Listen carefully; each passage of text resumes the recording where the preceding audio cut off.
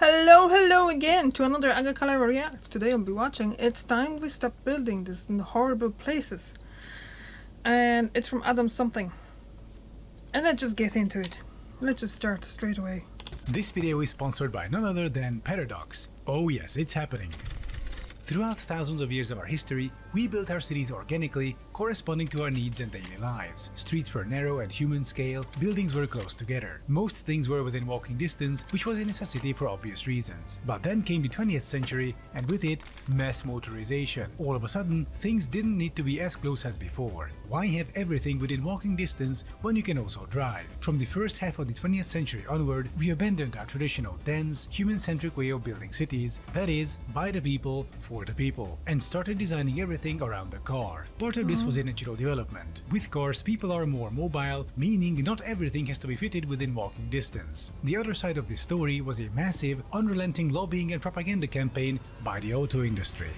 Today, it's almost unthinkable that streets and roads used to belong to the people. You could just walk out of a building onto the road and your life wouldn't be in danger. Nobody would honk at you, nobody would call the police on you, and so on. Worst case scenario, you had to dodge the occasional horse cart or tram. But this millennia-old tradition of public space belonging to the people all but evaporated in the span of a few decades, all thanks to the auto industry. When the number of cars started increasing, so did the number of fatalities. People still assumed that streets and roads belonged to them, so tens of thousands would die getting run over by cars speeding across the city. There were attempts at limiting car traffic and engine speeds, but virtually all efforts were promptly sabotaged by the auto industry. People and cars were at an impasse, but people weren't about to give up on their public spaces that belonged to them for millennia. This was when the auto industry played the ace up their sleeve in a master-stroke of manipulation. They started financing and organizing traffic safety education for children, where they learned, among other things, to always look both ways before crossing, because roads belong to cars, not people. Entire generations grew up with this mantra, ingraining the idea into everyone that public spaces should be surrendered to the auto industry's four-wheeled products. Car manufacturers also helped to twist public discourse via propaganda by popularizing expressions like jaywalking.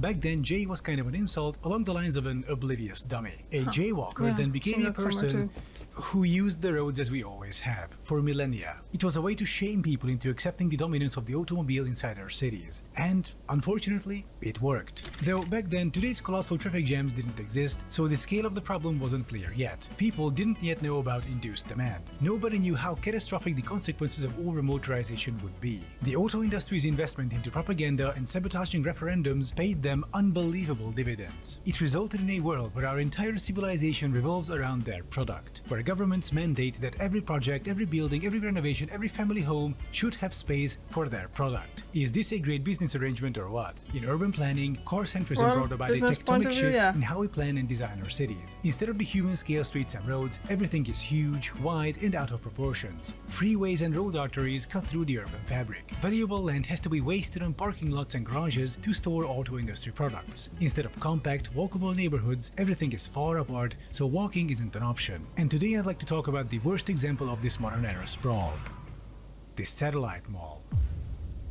It's a large commercial area at the edge of town with malls and big box stores next to the highway, surrounded by enormous parking lots. I'm building this example of a satellite mall in City Skylines, the city builder game, which is going to be free to play on Steam between the 18th and 22nd of May. As you might have heard, City Skylines 2 is coming this year, so this free to play might be a good opportunity to get into the city builder genre. Once you try out the vanilla version, definitely check out the list of basic mods, which at this point comprise an integral part of the game. So these satellite malls are home to big box stores and edge-of-town shopping complexes. They're near the highway and usually situated far enough from the city to be a pain in the ass to get to by anything other than a car. And this is a problem. Now, I planned on getting out there and recording some footage of satellite malls. After all, they aren't exclusive to America. Unfortunately, there's plenty of them in Europe too. But my hometown, Leipzig, doesn't seem to have a proper satellite mall. There's the Paunsdorf Center, but it's right next to an S-Bahn station, plus there are tram and bus lines leading directly to it. It's far from optimal, but I wanted to go further.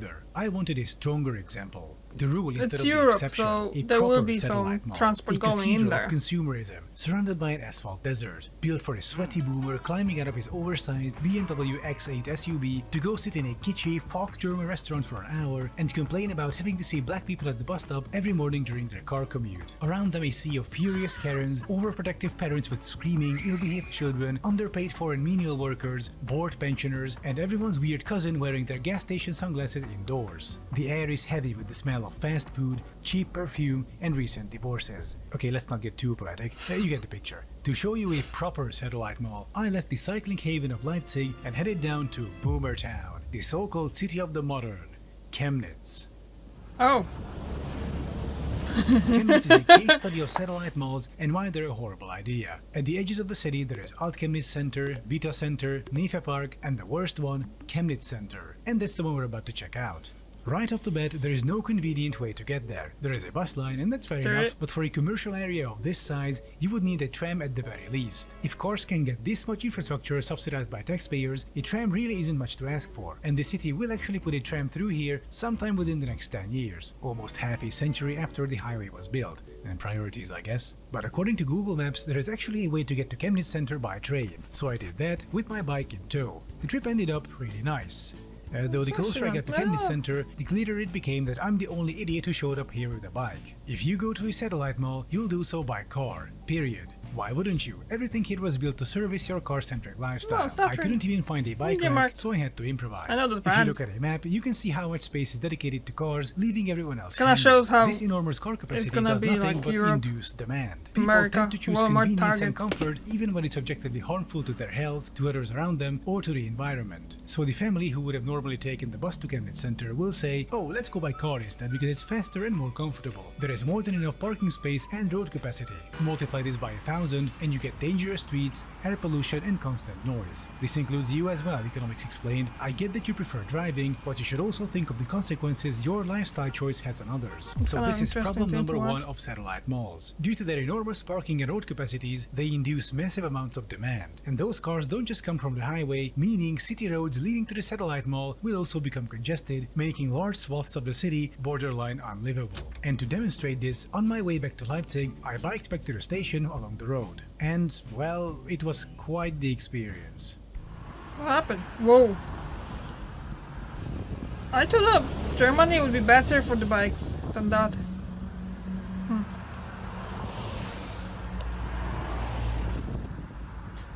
Huh. I'm quite surprised about lack of the cycling roads. I really hate these satellite malls. How unreachable they are, how sanitized they are, how they're a cheap imitation of real, lively pedestrian neighborhoods. And this ties into the second issue. Before leaving, I biked around Chemnitz a bit and checked out a past prestige project, the Brue Boulevard, a fully pedestrian and bike-friendly street where private cars are restricted. But compared to the buzz of Chemnitz Center, the Brue Boulevard was almost completely deserted. Satellite malls concentrate huge amounts of commerce outside the city, sucking everything else dry. True. A city can only sustain so much commercial supply, and satellite malls offer disproportionate amounts of it. And this oversupply leads to closures and bankruptcies. Though with the Brue Boulevard, the problem goes deeper, namely that the boulevard itself doesn't lead anywhere, and it's not on a natural biking or pedestrian axis. It's just wedged between two busy roads, and you have to make an active effort to seek it out if you want to get there. But the Brue Boulevard is not the only problem spot. Even other satellite malls are suffering, such as the Vita Center. There, the management is trying to get a trampoline hall set up inside to somehow fill all the abandoned commercial space. And this is the tragedy of the satellite mall. To a city leadership, they might look appealing as far as tax revenue goes, but what the shiny brochures are silent about is all the collateral damage they will inevitably cause. Now, Adam, you might say, I agree with what you say, and I do agree that you're a living god among humans who is qualified to single-handedly solve every urban planning issue on the planet. But what if someone needs to go to the hardware store or the furniture store to make a big purchase? In those situations, you need a car as you won't take home 100 kilograms of building materials or furniture by bus. And that's a fair point. You can I'm always not pay for advocating delivery, for a though. complete ban of cars. Obviously, there are many situations where cars are extremely practical or even the only Max. viable option, like in some parts of the countryside. What I oppose is the disproportionate use of and dependence on weird, like cars. those old malls, What I it's want is to exactly cut the back same on everywhere. unnecessary trips. If I only go to a satellite mall to buy some socks and a pair of jeans and maybe eat lunch, I don't have to drag 2 tons of metal and plastic with me, even though I could. But while one car isn't a problem, if I'm doing it, 2,000 other people are also doing it, which is a problem. My right to comfort and convenience should not override other people's rights to safe streets, fresh air, and quiet neighborhoods. Though these days this seems to be the case, unfortunately. But I'm happy to say there is a good solution already, superior to the current car-centric state of affairs. There is a way to arrange the aforementioned stores in a non-car-centric way. In Mannheim, where I used to live, there is a Bauhaus hardware store right in the center, easily accessible on foot, by bike, or by public transit. When I had to repaint my apartment before moving out, I just showed up by tram, got a bucket of paint and some brushes, and took the tram back home. If I want to make a larger purchase, I can always go there, pick out what I need, and then have everything delivered from a depot. Better to have one delivery van make 20 deliveries in one trip than 20 people all driving to the store one by one and back. IKEA is also experimenting with new, better store formats. Instead of the usual big metal box by the highway, they've launched a new 5-floor store in Vienna with no car parking. Based on the delivery method I've described earlier. If you want something big, you can pick it out and it will get delivered to you. Stores like the Mannheim Baumarkt and the Vienna IKEA became integral parts of the city, living in symbiosis with other businesses. If I go to that IKEA, I might also check out some other local businesses and the restaurant. Contrast this with the Sunlight Mall, where you're locked inside a retail compound at the edge of town, far away from local businesses. Stores integrated into the city support and complement other businesses and vice versa, instead of leeching off the center like a tumor like satellite malls do. They also cut back on unnecessary car traffic, not because cars are banned, but because you no longer need them to do your business. Oh, look, and there's cars a are all well and good, train station next to the IKEA too. And so on, until you have to pay insurance, servicing, and gas. And if cars are the only option in your city, you don't have freedom.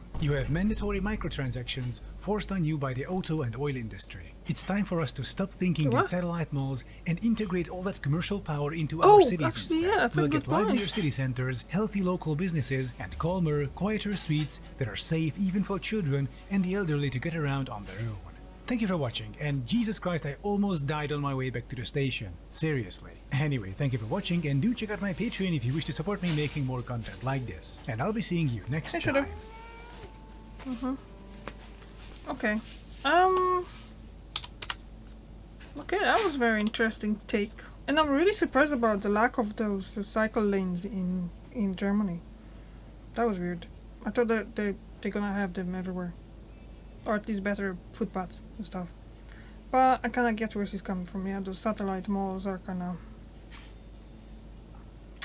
not a good thing. Like, I've noticed that as well in my home city, that kinda like happened like that as well when they start opening all those supermarkets and stuff, and they were all out on outskirts and stuff. The city centers, they're kinda dying off. Yeah, but well, that's what happens. He's gonna have a point about just being like induced by the car companies and stuff like that. Buy our car, you can get anywhere. Yeah. And I'm actually on the active road to it. I'm learning how to, not learning yet, but I'm learning the questions and stuff for theory test for driving license. It's gonna take me a few years to do it, but you know. Okay, thank you very much for watching, and I'll see you tomorrow. Bye.